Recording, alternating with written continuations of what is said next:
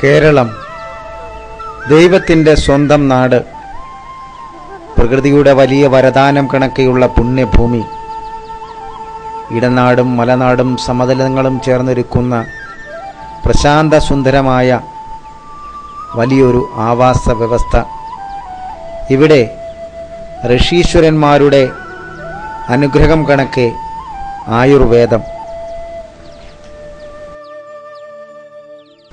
തികച്ചും ഭാരതീയമായ ആയുരാരോഗ്യ സംരക്ഷണ രീതിയാണ് ആയുർവേദം. ആയുസ്സിനെക്കുറിച്ചുള്ള വേദം എന്ന പദാർത്ഥം മാരീച കശ്യപൻ, അത്രേയ പുനർവസു, ധന്വന്തരി എന്നീ ആചാര്യന്മാരുടെ വചനങ്ങൾ ക്രോഡീകരിച്ച് അവരുടെ ശിഷ്യന്മാർ രചിച്ച ഗ്രന്ഥം. ആയുർവിന്ദതേ വിദ്യദേവ ഇതി ആയുർവേദ എന്ന പദത്തിൻ്റെ നിഷ്പത്തി. ആയുസ്സിൻ്റെ പരിപാലനത്തെക്കുറിച്ച് അറിവും അത് ലഭിക്കാനുള്ള ഉപായവും വളരെ ലളിതമായ രീതിയിൽ വിവരിച്ചിട്ടുള്ള സമ്പൂർണ്ണ ജീവശാസ്ത്ര ശാഖ. ആയുർവേദത്തിൻ്റെ അടിസ്ഥാനം ത്രിദോഷ സിദ്ധാന്തമാണ്. വാതപിത്ത കഫങ്ങളാണ് ത്രിദോഷങ്ങൾ. അവയുടെ അസന്തുലിതാവസ്ഥയാണ് രോഗകാരണം എന്നാണ് ആയുർവേദ സിദ്ധാന്തം. ആയുഷ്യാനി അനായുഷ്യാനി ചദ്രവ്യ ഗുണകർമാനി വേദായതി ഇതായുർവേദ എന്നാണ് ചരകാചാര്യൻ പറയുന്നത്.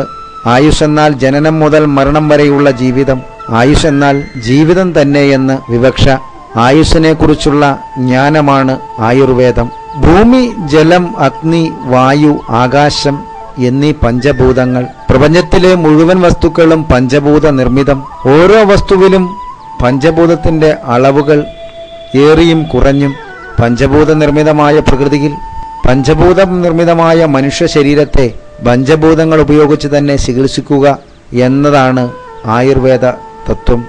സമഗ്രമായ ചികിത്സാ സമ്പ്രദായമായ ആയുർവേദത്തെ പാരമ്പര്യത്തിൻ്റെ പിൻബലത്തിൽ സമൂഹത്തിന് സേവനത്തിൻ്റെ പുതിയ പാത സമ്മാനിച്ചുകൊണ്ട് സമർപ്പിക്കുകയാണ് കോട്ടയം ജില്ലയിലെ വയലായിലുള്ള ഓം ശ്രീ സിദ്ധ ചികിത്സാലയം.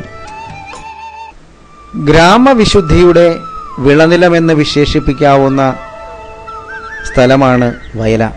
വയലായിലെ പുരാതനമായ തറവാടാണ് മാറൊഴുകയിൽ വീട്. ഇവിടെ 1980കളിൽ നൂറുകണക്കായ ആളുകൾ രോഗവ്യാധികളിൽ നിന്നും മോചനം നേടി എത്തുന്ന പതിവ് ഉണ്ടായിരുന്നു. നാട്ടിലാകെ സർവാധരണീയനായിരുന്ന കൊച്ചുകുട്ടി വൈദ്യൻ പതിറ്റാണ്ടുകളോളം ഒട്ടേറെ രോഗങ്ങളിൽ നിന്ന് സാധാരണക്കാരായ ജനങ്ങളെ സേവനത്തിൻ്റെ മഹത്വമുയർത്തി ചികിത്സ നടത്തിയ വ്യക്തി. കൊച്ചുകുട്ടി വൈദ്യൻ്റെ ഇളയ പുത്രൻ ഐദ്യൻ വൈദ്യൻ എന്നറിയപ്പെട്ടിരുന്ന എം ജോസഫ് വൈദ്യ ചികിത്സാ രംഗത്ത് നാടിന് ഇന്നും ഓർമ്മിക്കുവാൻ ഒട്ടേറെ സേവനങ്ങൾ നടത്തിയ മഹത് വ്യക്തി. ഇദ്ദേഹത്തിൻ്റെ കാലടികളെ പിഞ്ചൊന്നുകൊണ്ടാണ് ഇദ്ദേഹത്തിൻ്റെ ഇളയ മകൻ എം ജെ ജോസ് ഇന്ന് ചികിത്സാ രംഗത്ത് സജീവമായിരിക്കുന്നത്. ഭാരതത്തിൻ്റെ സ്വന്തം ആയുർവേദത്തെ പാരമ്പര്യത്തിൻ്റെ കരുത്തോട് ചേർത്ത് നിർത്തി ഓം ശ്രീ സിദ്ധ ഹോസ്പിറ്റൽ രൂപം കൊടുക്കുമ്പോൾ വലിയ ലക്ഷ്യമായിരുന്നു എം ജെ ജോസിന് ഉണ്ടായിരുന്നത്.